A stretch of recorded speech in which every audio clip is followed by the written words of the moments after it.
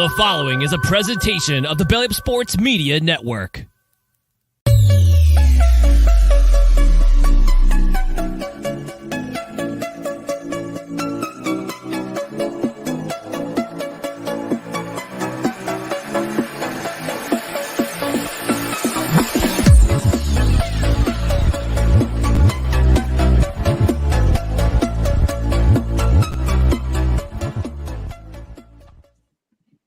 What's going on, guys? Welcome again to another episode of Back to the Backup. I'm Nate. That's Brian here to my right. Happy Super Bowl week. I know it's been a minute since we've seen you guys. Last episode, I think both of us recorded was about conference championships.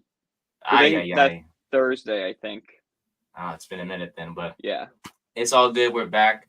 So we appreciate y'all, for being here and listening to us in this. It's Wednesday, so we're almost at the Super Bowl. And after that, that's going to be it for football for quite a while, right? Unless you're interested in the UFL. But I don't know. I might watch a game here and there. It might be something I throw on in the background, but I don't know if I'm going to sit down and watch like I watch the NFL. Exactly. Nothing's on. Okay, I'll watch DC Defenders, whoever the hell their name is, against Memphis. Sure. Cool. It's not like... Sorry. It's not something that you're like, oh, okay, I want to go watch that because I'm interested in it. It's just like, it's not something you're very interested in compared to the NFL. You're interested in it because it has either college stars or NFL stars that you forgot about. Watching the AAF was fun because Trent Richardson was actually being a good running back in that league. Or, watching Canadian football was fun because Johnny Manziel was the quarterback.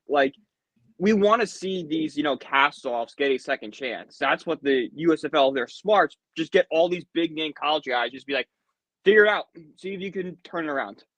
Exactly. So, other than that, we still have basketball. Obviously, when football is over, you still have baseball as well.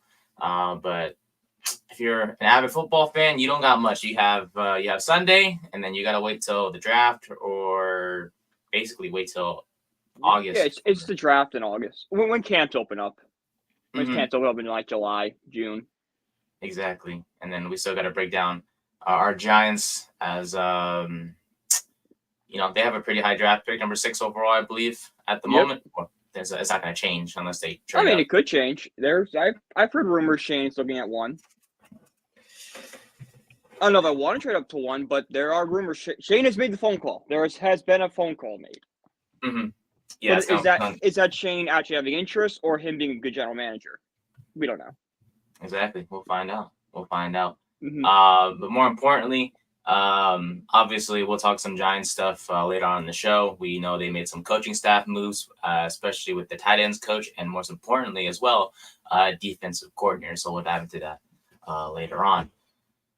Obviously, you guys aren't here to listen to us talk about the Giants. Obviously, Super Bowl 58 is upon us between the Kansas City Chiefs and the San Francisco 49ers. As we all know, most of us wanted the Lions or Ravens to make it, and both games wrong. Yeah. I've kind of had a good feeling about Kansas City, and obviously a good feeling about Detroit too. They had a pretty solid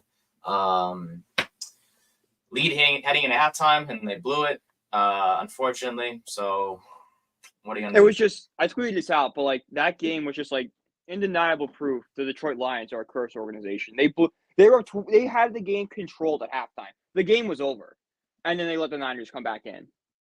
Which is, it's kind of sad because like he mentioned, Dan Campbell, the coach, mentioned, it was this may be our only shot to be here. And I'm thinking to myself, it's kind of true because it was already tough enough for them to get this far, beating the Rams in the wild card round. Who did they defeat in the divisional? They defeated the Bucks. So yeah, they defeated the Buccaneers in the divisional round.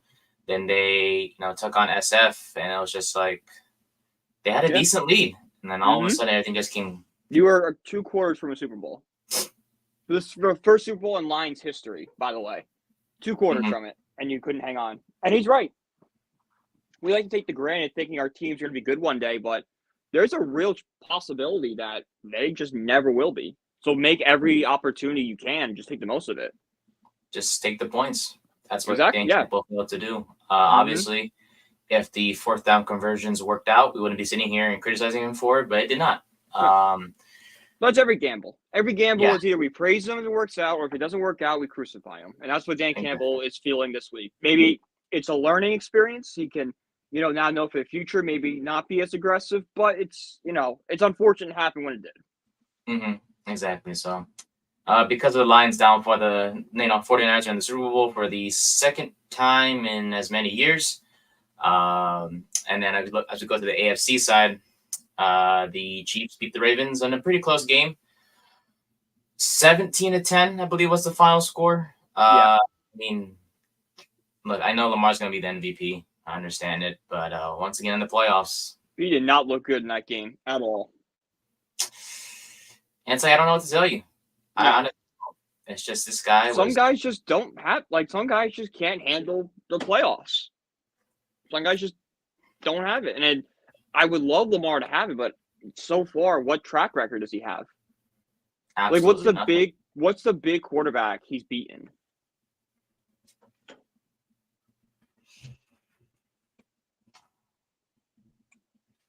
I'm pretty sure you probably could find them, but I can't think of one on the top of my head. No.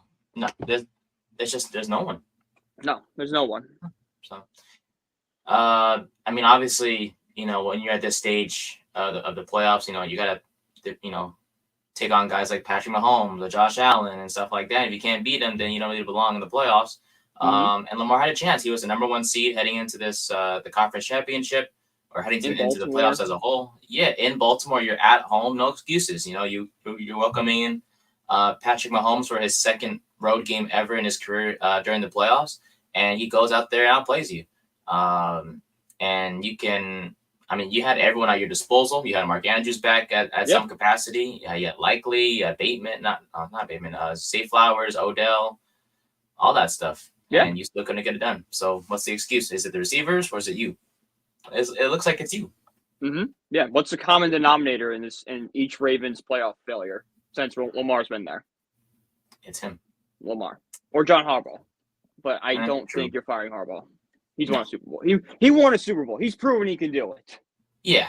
With Joe Flacco. And, exactly. And Lamar has the extension, obviously, and it's not like we're going to sit here and say, they should trade him or anything, but it's just that I don't know what else you need in Baltimore. Seriously. I really don't. I mean, I know the defensive coordinator is gone, so they're going to have to get someone else. But other than that, Baltimore has some work to do. Yeah.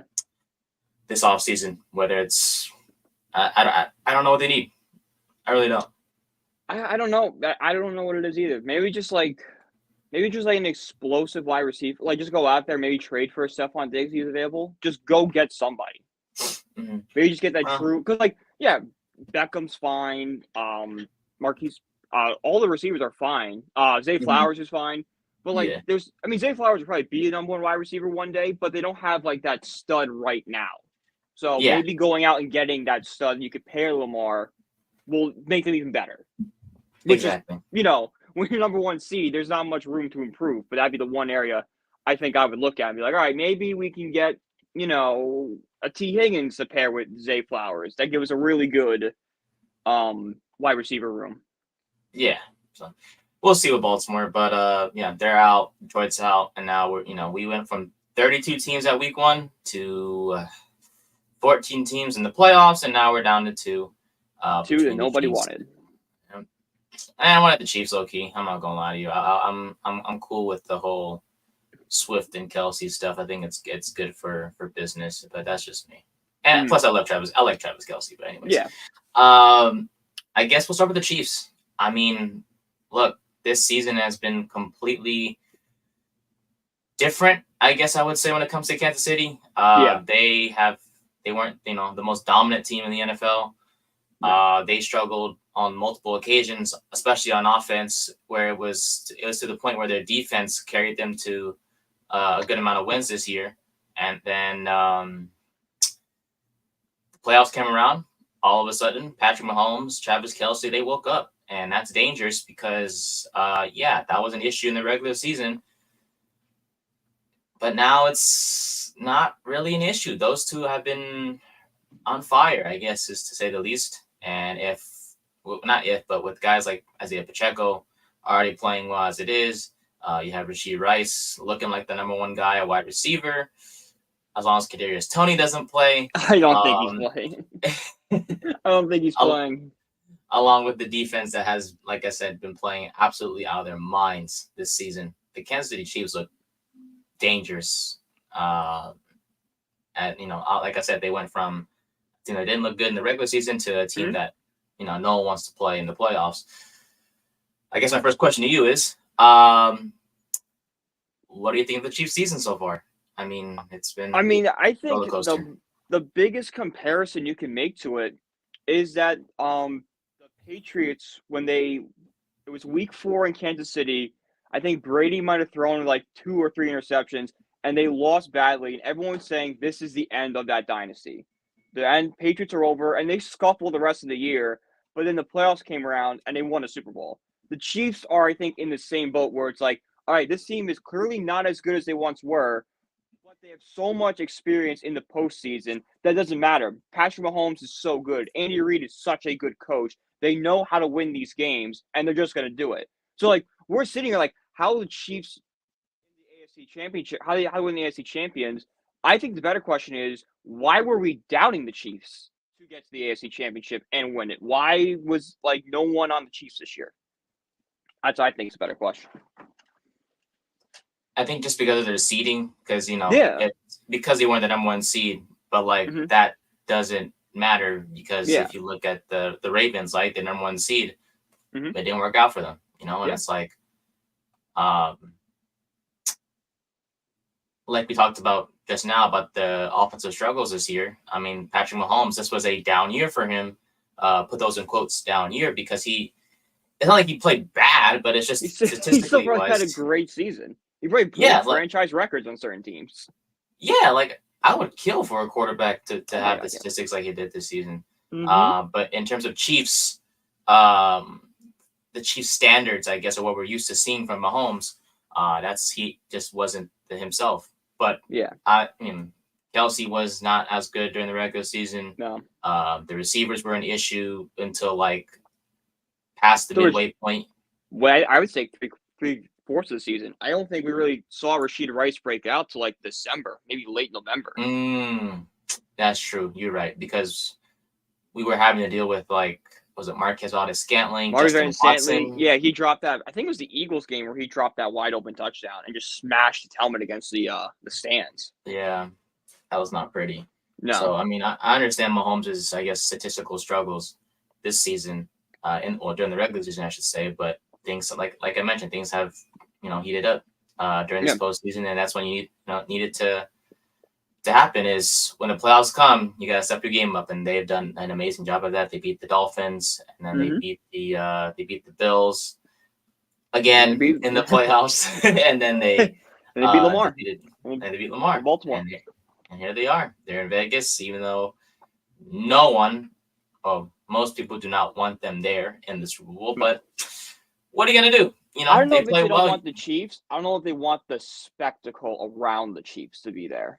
I think if a certain pop star, and I'm not going to say her name because I don't feel like getting attacked online, but if she wasn't there, I feel like there would be less hatred towards the Chiefs. There would be like seriously again, but like not like this, like, I want the Chiefs to lose. I can't have this person win a ring.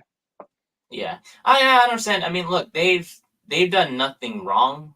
Kansas City they haven't. It's the media that's done them wrong. They've painted them. They're doing what every team does. A superstar is in the building. We're going to show them. Yeah. They've just shown them a lot. Yeah, the attention towards her has died down, but they still find a way to complain. And, obviously if you're Kelsey, I kind of feel for him because he has to go through this every week. But he's handled it well. And he's handled great, yeah. 100%. The rest of the team has as well. And I don't know. I mean, I don't understand the hate, but it's a distraction. Like, it really, like, it's a distraction. I could see teams that maybe aren't as well coached or mature as the Chiefs kind of splitting. Like, I could see guys being like, screw Travis Kelce. He's dating, this person. She's always there. He's all they talk about. F that guy. I might be flashy, but I'm playing linebacker. I'm getting 10 tackles a game. Where's my Yeah, praise? Where's my wife yeah, getting 1,000 pictures of taken of her? But I think exactly. it's on the Chiefs how good their locker room is that didn't happen. Or if Yeah, it I mean, did, it was squashed very quickly and didn't let it impact the play on the field. exactly. I mean, I'm sure. It just feels like Kelsey doesn't even mention her in the locker room. Like it's just he keeps No. it so, I guess, enclosed in some capacity to where it's like, Yeah. yeah, the attention's great, but I'm not over here bragging to my teammates that I'm dating Taylor Swift. No. Or whatever the case may He's be. not like seeking attention with it. No, He's just kind of like, yeah, I'm dating her and we're just dating. Like he's trying to be as normal with it as possible in an unnormal situation, dating maybe the most popular person on the planet right now. it just goes to show if you shoot your shot, it Yeah, might work. really. Yeah. Anyone out there looking for love, shoot your shot because you don't. Exactly. Travis Kelce saw Taylor Swift in concert, and now we're Exactly. sitting here at a concert. Yeah. So, which, by the way, she's gonna make it to the game. I think. I think she has a concert in Japan. No, she's gonna make it. She's gonna make it. They path her out. She's got a private jet. She's gonna leave Tokyo as soon as her concert's over and be in Vegas for kickoff. Of course. Well, that's love right there, baby. That is But love. shout Good for them. out to the Chiefs. Shout out to the Chiefs, man. Hell of a season. Mahomes, Pacheco. Oh, I love Pacheco, man. He's been a stud. Yeah, Pacheco's nice. Yeah, seventh rounder too. So That just shows, man. just shows you don't need running backs. You can find a running back wherever. Except if you're the Giants, anyways. No. We shift over to the NFC side with the San Francisco 49ers. This is a team that I very close to. I don't know about close. I'm surrounded by people who logically love them close. a lot. It sucks. I mean, we have neighbors over here, blasting fireworks when they beat the Packers, which pissed me off. Your neighbors are awesome. I would love to live next to your neighbors. That sounds like so much fun. They barely beat the Packers, and they want to set off fucking fireworks. I would watch fireworks off. If it was the Giants, I'd 100% let the fireworks off. But it's the no. If you're the number 1 seed and you beat the 7 seed by 3, I don't want you to be firing fireworks like, bro. Yeah, I'd be celebrating. I also probably be drunk, but I'm celebrating. Okay, fair enough. But like the point is, 49ers beat the Packers to get to the conference championship, being the number 1 seed. They had the bye week in the wild card round. They faced Detroit. They were down by a good 20-something points. Then came out in the second half like hungry as hell, and they beat down the Lions. They scored 24 unanswered points. Yeah. To get the win, and hate to say it, but the story of Brock Purdy continues. That young man has been a stud. We talked about on previous episodes, mostly towards the beginning of the season, where I personally was like, oh well, Brock Purdy, we need to see him when things aren't doing so good, or like, oh, he needs a healthy squad around him to succeed. Yeah, well, I should have shut the fuck up because he was down by a good 20-something points in the conference championship versus Detroit Lions, came out of nowhere and led the comeback. So I was wrong. My apologies. I'm a hater. I'm sorry. Okay. Yeah, Purdy definitely quieted a lot of the critics with that game. Yeah. Because he Oops. He took control. He did exactly what everybody wanted him to do. He did it. Mm-hmm. Yeah, so I think we should, not we, but people who are calling him a game manager, let's kind of just cut that off because I don't he is. know, because I don't.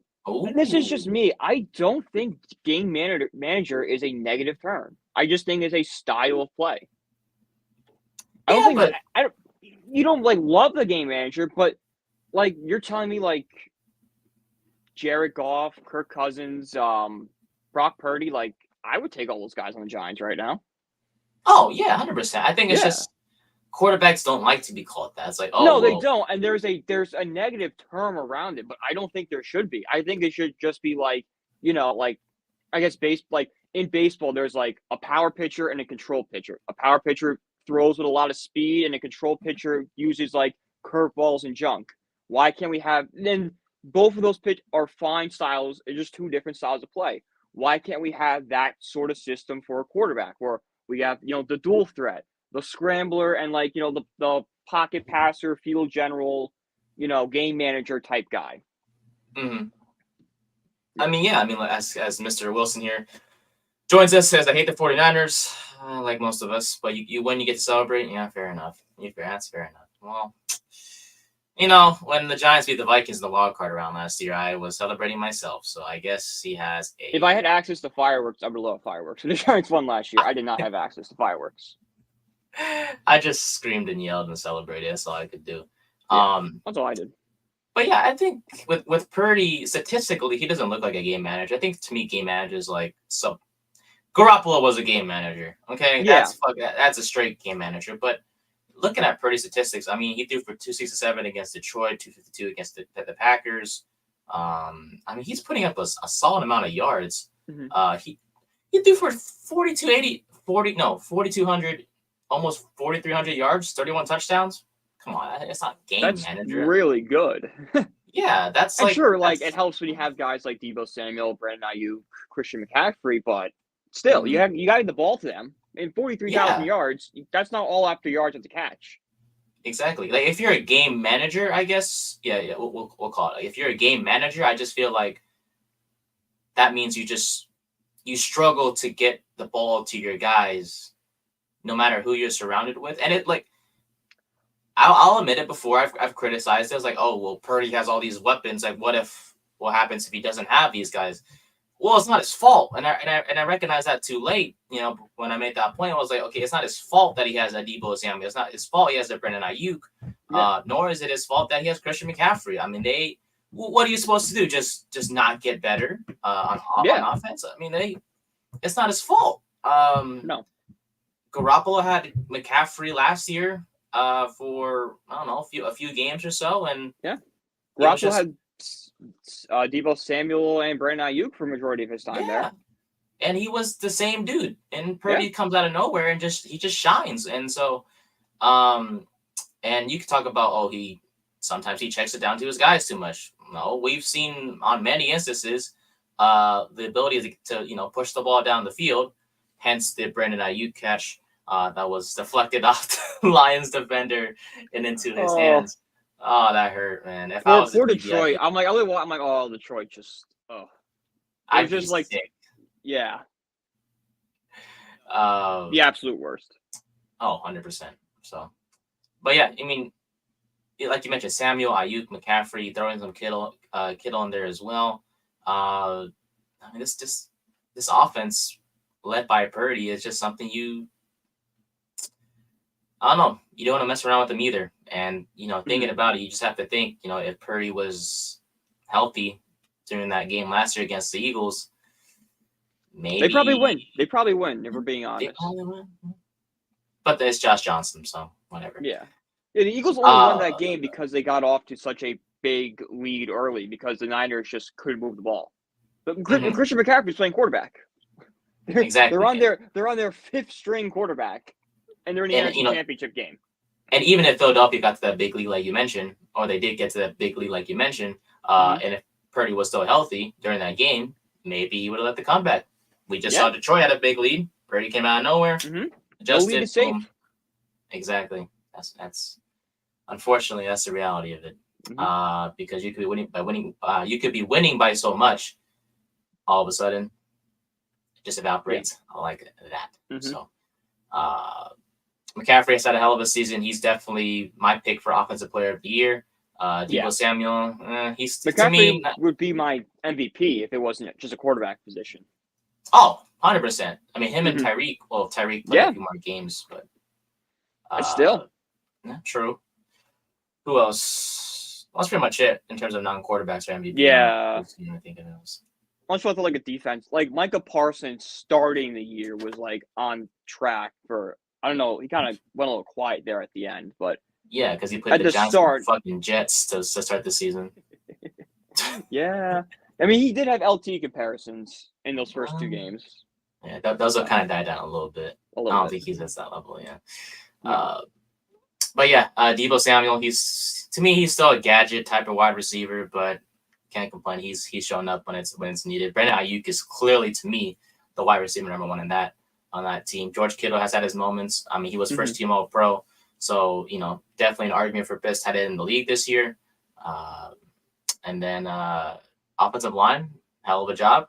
Protecting Yeah. Purdy or opening holes for McCaffrey, led by Trent Williams, of course. And then other than that, offensively, they have no other flaws offensively. They don't really have any flaws offensively, to The be honest. line's a little weak, but other than that, it's fine. Yeah. Nothing too, I By guess. weak, I mean like it could be better, but like it's solid. Yeah. Like they could make moves that they wanted to, but it's not like a desperate need. No. Yeah. Defensively, I don't know how to describe this fucking defense. I'm sorry. I mean, like, you got Bosa, you got Chase Young, Hargrave, Armstead, Warner, and Greenlaw in the middle as linebackers. I guess their only weakness is really A quarterback's worst nightmare with that pass rush coming at them. Yeah, pretty much. Maybe the corners to an extent with Lenore True. and Ward. But if you hit the quarterback fast enough, there's no that's point. true. There's no point of having because the ball's not getting out. But I think that's the thing, because they are playing Patrick Mahomes, and he is not stationary. He will get out of that pocket and improvise. Mhm. And that's the scary thing about. I think that's the matchup I'm looking forward to the most is the Mahomes versus Niners defense, because you have Young and Bosa on the outside, and we know about, especially on the right side with Jawan. No, Jawan totally plays the right side, right? Jawan, right side. I think so. So it's like, all right then. What was that? I heard the leaf blower, I guess. So excuse me for that. But anyways, Oh,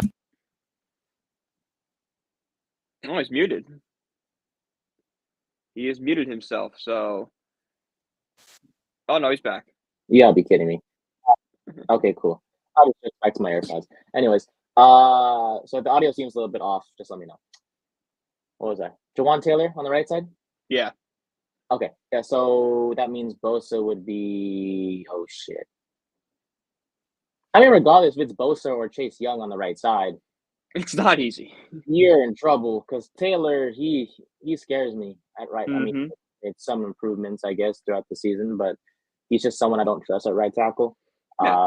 So yeah, they're gonna have some issues to deal with there. But I mean, if Mahomes can scramble out and make plays, I think they'll be fine. Yeah. I don't know. We'll see. I would say Mahomes gets sacked about, I think 4 times. Twice. 4 times? Yeah, I think he gets 4 times. But I think a couple of them are just like him running around. It's like not that bad of a sack. Like, he sacked, loss of 1. He sacked, loss of 2. All right. I'll take that most. It's a sack, but it's not. Okay. I'll take at most 2 from. I think he'll figure it, be able to scramble out, and I mean, it's not like this Chiefs team is solely dependent on the pass. I mean, they have ran the ball this season more than I've ever seen them in. They've been forced to run the ball more. Oh yeah, Mahomes had no trust in his receivers. They have to run the ball. I don't think there is any trust still. I mean, sure, there's Rashee Rice, but there's been games that's where just very developing, and I just think it's still like raw. I think they're just starting to build that chemistry, and if like a couple bad plays could destroy that. They need a wide receiver number 1. Yes, exactly. This offseason. Now, who's it gonna be? I don't know, but I don't want to do a giant comparison, but like it's not a great one. But Rashee Rice kind of reminds you of like Hyatt, where like we think Hyatt could develop to a wide receiver 1, but that doesn't mean we want him being the wide receiver 1 next year. We want someone else. We want an established 1. Yeah, because I guess the worst case scenario is having a Hyatt or a Rice be your wide receiver number 1. And like you mentioned, we're not trying to compare the two because Rice it looks like he's levels above Hyatt as of right now. Yeah. But it's just the comfortability. Yeah. It's similar, like these 2 guys are both young receivers, have bright futures. Both could be wide receiver 1s, but is next season the time for them to be wide receiver 1? No, they need a few more years. Exactly. So we will see with that. But other than that, Niners defense is scary. I mean, they get to the quarterback, and Greenlaw and Warner have been solid as a linebacker duo. Obviously, at safety, they lost Hufanga a few weeks or a month ago with the ACL, but it hasn't hurt them too much. I will say the only concern is that if Kansas City gets out to a fast start like the Lions did, I don't think the Niners have a chance because Lions and Chiefs are at two different levels. Mm-hmm. You know, I think this is the Chiefs' game to lose. I think the Chiefs are going to win this game. I guess my question to add on is, what do the Chiefs need to do? Do they need to score early, or what do they need to do to kind of? Yeah, I think score early because, like, sure, a lot of those guys on the team were on that Niners team from 2020, but there's a few new faces, like especially Brock Purdy and Christian McCaffrey wasn't on that team. So if you get out early, those nerves are gonna rally, get up quick, and they're gonna force things that are gonna lead to mistakes. Plus, the Niners, we talk all day about the Niners team, but they have Kyle Shanahan, who has, been in 2 Super Bowls and should have won 2 Super Bowls and blew 2 Super Bowls. In 28-3, he was the OC, and then with 7 minutes ago, I think the Niners had a 10-point lead on the Chiefs in 2020 before they collapsed in the fourth quarter. So, like, I don't want to put my eggs in that kind of basket where, like, this guy has had leads and have blown them every single time he's been there. He can't handle – his play calling doesn't change for the moment when it comes to the Super Bowl. Exactly. So I think, I think I keep going back to the wide receivers because I just do you really trust them in as big as a game like this? Not really. So I don't trust them either, but I've been saying that all season about the Chiefs, all postseason about the Chiefs, and they just continue to prove me wrong. So I'm not going to be sitting there on Sunday going, man, I can't believe they proved me wrong again. No, this is a really good team. I think they have just something other teams don't when it comes to these kinds of games. An extra level we haven't seen since Brady Belichick. But who's it going to be, though? That's the thing in terms of who's going to lead. Is it going to be Rice? Is it going to be Justin Watson? It's just we just don't know. Yeah, I think it's either Rice or Kelsey are the two guys to look at. Oh, yeah. Kelsey is no question. I think it's just a matter of if Kelsey's being guarded heavily. I mean, I don't think anyone can cover Kelsey on the Niners unless – no.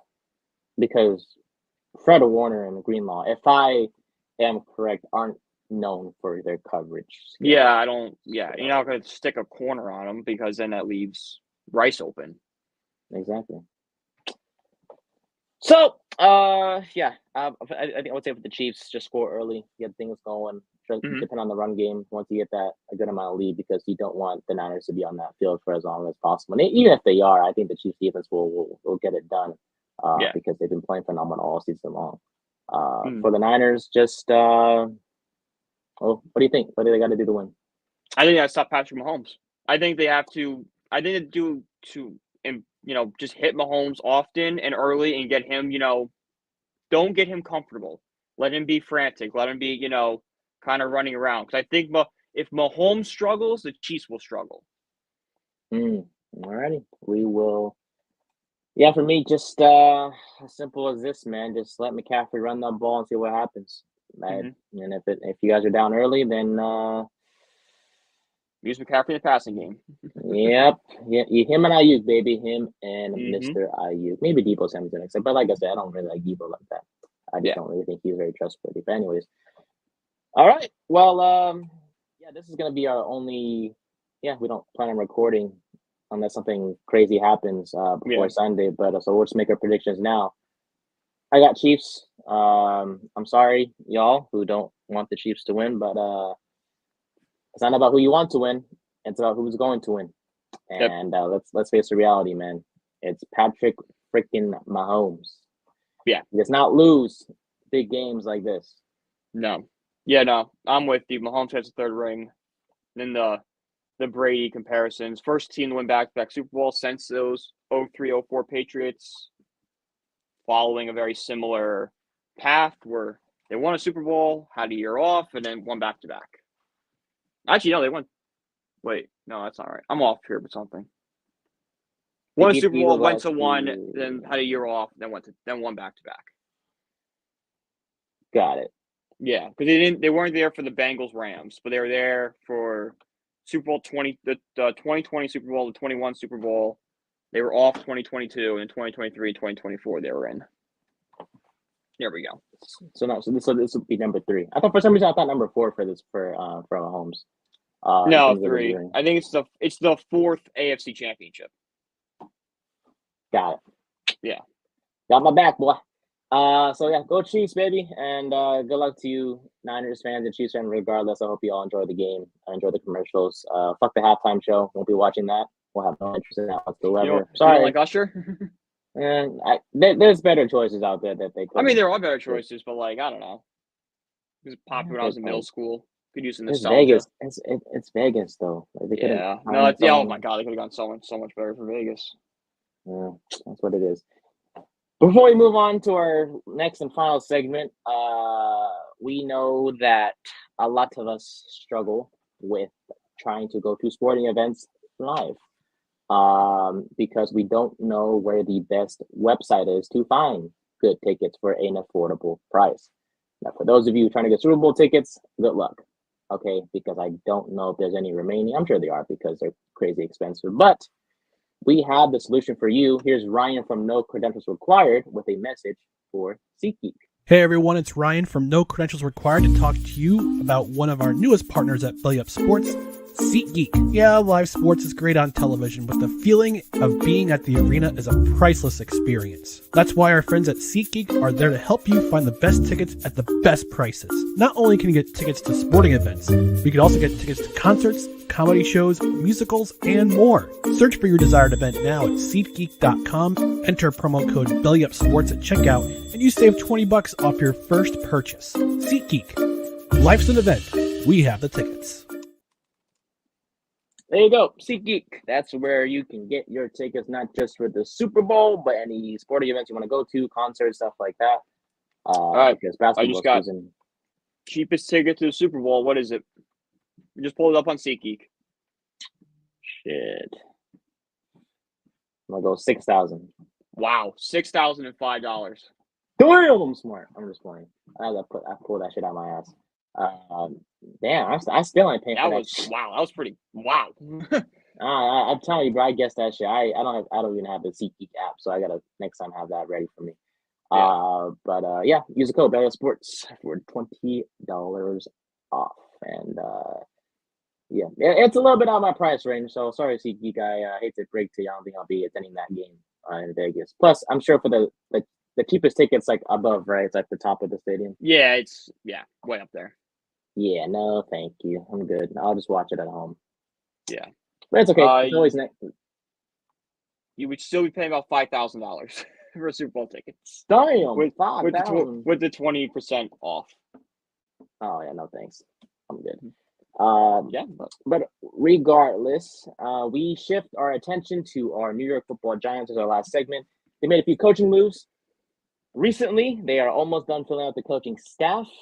First off, let's go with the tight ends coach. They hired Tim Kelly from the Tennessee Titans, who he's just coming off a season or a couple of seasons now where he's been coaching guys like Chig Okonkwo. The Titans finished 7th in tight end receiving yards this past season, and they've been doing a hell of a job with the guys they have over there. And shout out to Kelly for his job over there in Tennessee. And he comes to the Giants, where he will have to deal with the often injured Darren Waller and the young but kind of promising prospect in Daniel Bellinger. So I guess first thoughts on that, my friend. I like it. I'm very excited to see what he does with Bellinger because, everyone's going to see what he does with Waller. Waller's kind of established. Bellinger, there's still potential tight end 1 upside, in my opinion. He could be a really good tight end in the future. We've seen it before he got his eyes poked in Jacksonville last season. He was starting to break out a little bit. So if he can kind of tap into that, what we saw, I think he's going to do wonders for Daniel Bellinger. Alrighty, we'll take it. Kelly has a pretty long history when it comes to coaching. He's worked in the NFL for 10 years. He was the OC, offensive coordinator for the Texans in 2019, was also the quarterbacks coach in 2020 for Houston as well. He was the passing game coordinator for the Titans in 2022 before sticking as tight ends guy. And, so he's trying to build a resume to be an OC.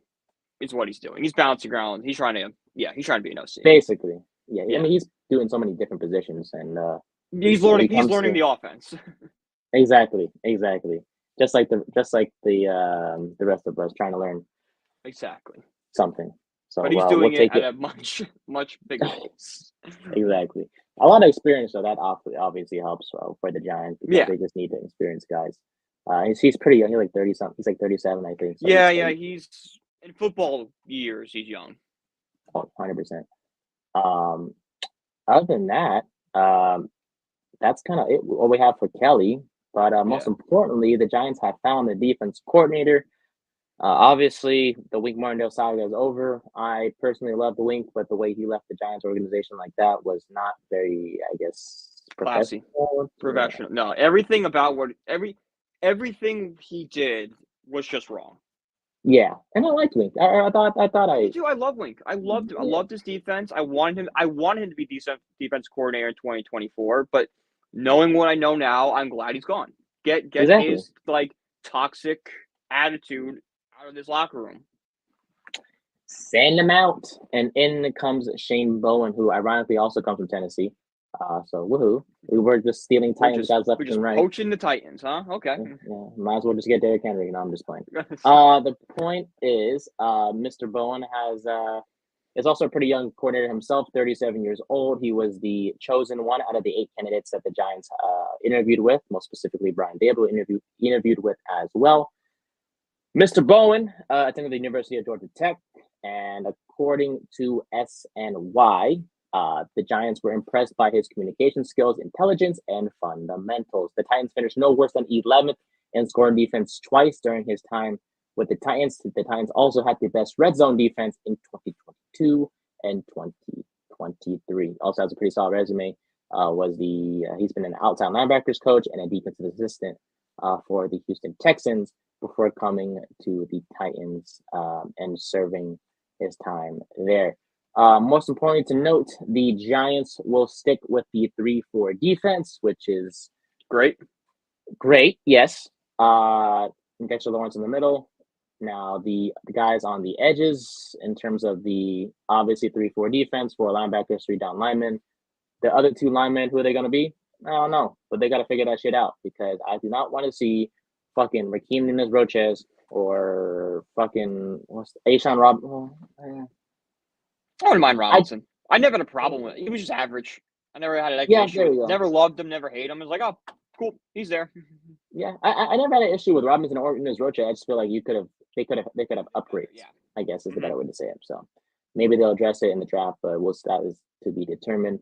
More importantly, the continued development of Kayvon Thibodeau and the question when it comes to Azeez Ojulari, is he going to be back for next season? I think he's a free agent, if I'm not mistaken, correct? He might be one more year for free agency. Okay.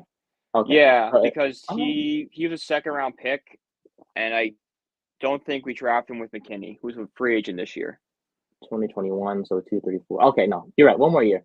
All right. So that means, let me correct that. It's the continued development of Thibodeau plus the hopefully health of Azeez Ojulari will be the key unless the Giants make upgrades at the outside linebacker position. The Giants still need the outside linebackers coach as we're recording this, so we'll see what happens there. Article will be out on BellyUpSports.com once the Giants hire an outside linebackers coach. In terms of the inside linebackers, Micah McFadden and Bobby Okereke, I feel okay with McFadden. Do you? Yeah, I feel fine with McFadden. You might see a little bit of a step back in this game because I think he fits so well in Martindale's defense. But once he since it's so a 3-4, I think McFadden will find his way very fast. Okay, cool. That's something. Hopefully, I feel comfortable. Yeah, that was my big concern with Okereke, McFadden, and Dexter Lawrence is if we bring in a DC who's going to flip us back to a 4-3 defense, how are those 3 going to do? Because their role just got diminished. 100%. Because Thibodeau would probably be placed on the edge instead of outside. Yeah, it would benefit Thibodeau and Azeez Ojulari, but those 3 are gone. Exactly. McFadden and Okereke, that would be. I mean, I'm sure Okereke would figure it out with McFadden. We never seen him in a 4-3. Yeah, exactly. I don't even know in college if he ran 4.3. I think he probably ran 3.4 in college. Probably. Mhm. I mean, sure they could upgrade, find an upgrade, for McFadden, but I think they'll stick with him. That's something. No, McFadden, I think, earned his spot. He had a very good stretch, especially during the Tommy Cutlets rise. He was kind of everywhere. He rise before Tommy Cutlets did, because I remember like his first game was in Buffalo. Was like when I really felt that presence. Like, oh, okay, McFadden's out there. Like he's making plays, and then just like the rest of the season, you heard his name like 3 times a game. Yeah, so he's been good, I guess. Yeah, I love it. He's a great find by this team. And you got to credit the GMs for. Was he under Gettleman? No, he was under Shane. No, I think Shane picked him up. All right, cool. I just want to make sure. I don't think it's Gettleman. No, I doubt Gettleman picked him up. Fuck Gettleman. I'm just playing. Hate that guy so much. Shout out to Shane Bowen, man. Welcome to the team as a defense coordinator. Shout out to Tim Kelly, the new tight ends coach, and Mike Kafka is still here, so that's good. And Brian Dable he's going to be his 3rd year at the helm, so that's rare for first Giant to go 3 years since Tom Coughlin. Yes, sir. So that's not great, but it's something. It was 2022 5th round pick.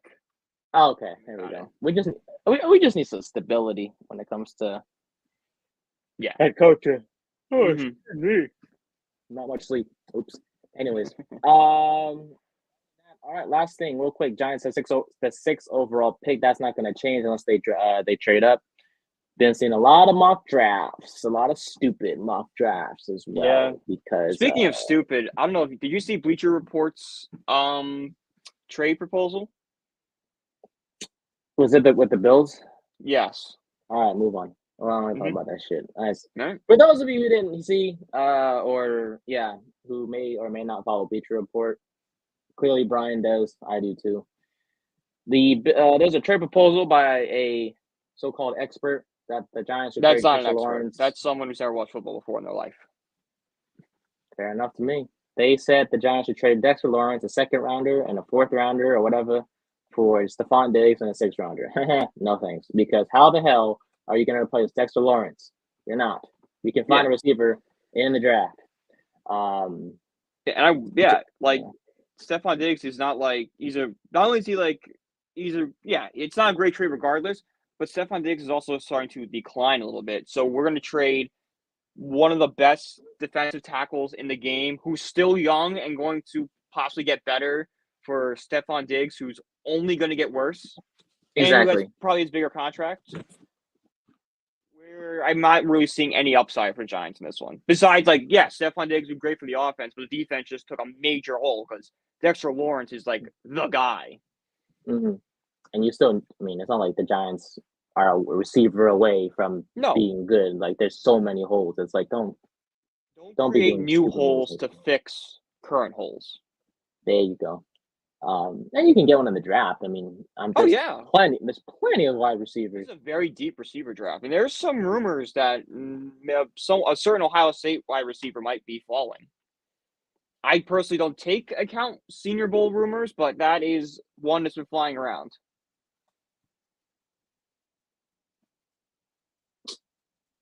So Chicago. So the rumor is that teams are liking Neighbors more than Marvin Harrison Jr. That a team I'm trying to think. So 4 is, I think, the Chargers. Yes. No. Yes. Doesn't Chicago have 2 picks? Yeah, but they're late in the draft. The second, it's 10th. Oh, I was gonna say. I was like, wait a minute. Okay, here we go. Tankathon.com. Arizona's 4th. Chargers are 5th. Arizona could go Neighbors, or Chargers could go Neighbors over Harrison, leaving Harrison there at 6.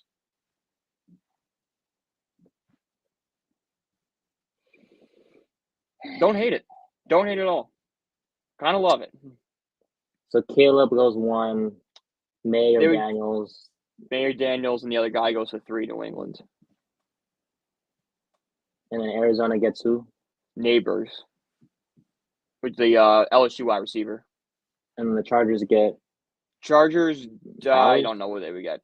Bowers or something like that. Yeah, and then we would pick up Marvin Harrison. So Marvin Harrison is in play for the Giants right now, if the rumors are true. It's I take draft it. room. It's draft season. There's so many rumors. Take all of them with a grain of salt, but this one is one to keep an eye on. And then we draft Bo Nix.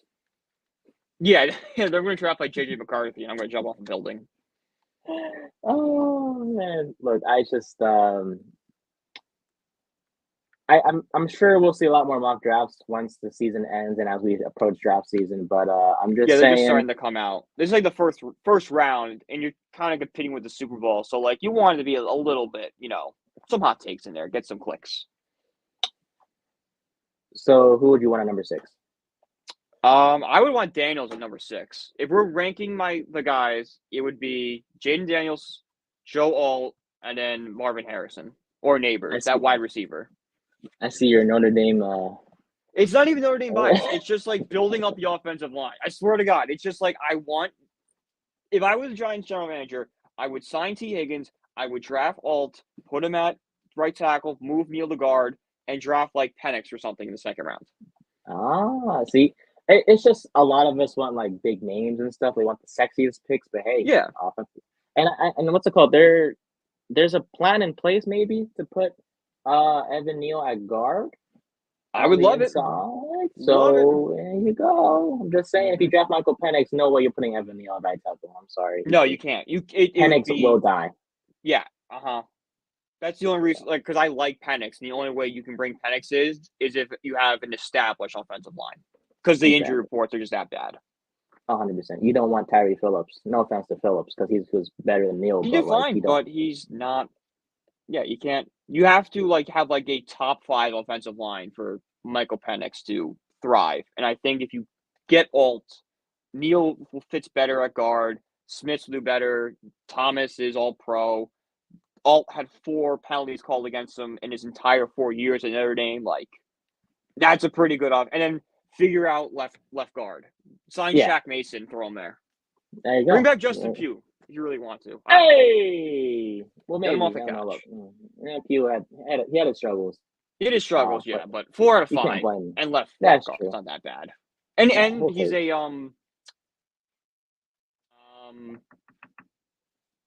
Penix is a lefty, so he won't be his blind side. Well, there you go. And as I think we talked about before, we don't need a great offensive line, just average enough to get the job done, because Giants' offensive line has been below average for as many years now. So just be average. That's all you got to do. Just average. So you have Andrew Thomas, so that's already a start already. So just get it done.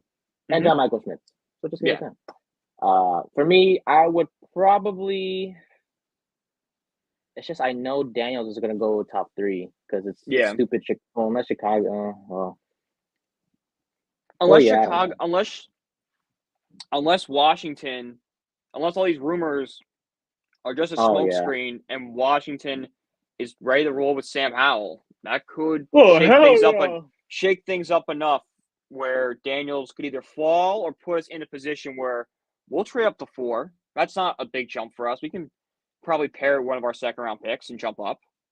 I don't think Sam. No, hell no. No, with Dan Quinn and Kingsbury. Oh hell, Kingsbury trying to get his ass out of there. No, hell no. If the Commanders roll with Sam Howell again, the Giants will continue to beat the shit out of them. Yeah, next season, because if I'm the Commanders, no way I'm putting Sam Howell out there again. I'm sorry. Yeah, no, I wouldn't either. But you could see I can see a world. There is, Howell showed flashes. I could see a world where those Commanders want to take another shot with him. Or they love Caleb Williams but can't trade up, and then they don't like May or Daniel, so they're just like, all right, we'll roll with Howell again and try again next year. True. Alrighty then, we'll see. We'll obviously talk more Giants and mock drafts and draft prospects as we get closer to the draft. But of course, we have the Super Bowl to watch. So for those of you who are, Chiefs Niners fans, enjoy yourself, please. And for the rest of us, enjoy your time as well. Please be safe. Obviously, I appreciate y'all for being patient with me. Obviously, mental health is a tough issue to deal with. I know, I spoke with Brian off air about this too. We've both gone through it in the past, more specifically me more recently. So obviously there's help out there in all seriousness. I know we love talking sports and all that stuff, but there's a point in time where, some of us Sports may are not great, be but mental health is number one. 100%. And there's help out there. I mean, there's so many hotlines that are out there, especially the 988 one, which is the nationwide suicide and crisis hotline. Not that I was going towards the suicide route, but more like the crisis, and just my mental health was just not okay. I was probably the deepest flow of my entire 23 years so far. So, guys, the 988 numbers out there. There's a bunch of hotlines out there as well, but 988 is the main one if you ever need help or in a crisis, or just need someone to talk to. They were a great help to me as well. So just I can't promise you guys, and this is for you too, Brian. I can't promise you that we're going to be consistent. I'm getting better to an extent, but it's to the point where if I can I keep this up consistently, recording on a certain day at a certain time, that remains to be seen. But I am working on it, and I hope you guys can bear with me. Yeah, no, dude. I speak for the audience. I speak for myself. We will bear with you. Please just focus on getting better. That's all we want. This show does not matter. Yes, sir. I appreciate you, man. I appreciate you. I appreciate you guys for watching and listening. Thank you, like I said, for bearing with me. Thank you for watching and listening. Listen to the podcast version. Thanks for clicking the download or the play button, whatever you want to call it, on Spotify or Apple Podcasts. And then, today is Wednesday as we're recording this, so enjoy the Super Bowl on Sunday. We will see you most likely on Tuesday. And then we will talk more with you guys then. So enjoy the big game, enjoy the commercials, enjoy the halftime show if you want to. I will not. We'll see you guys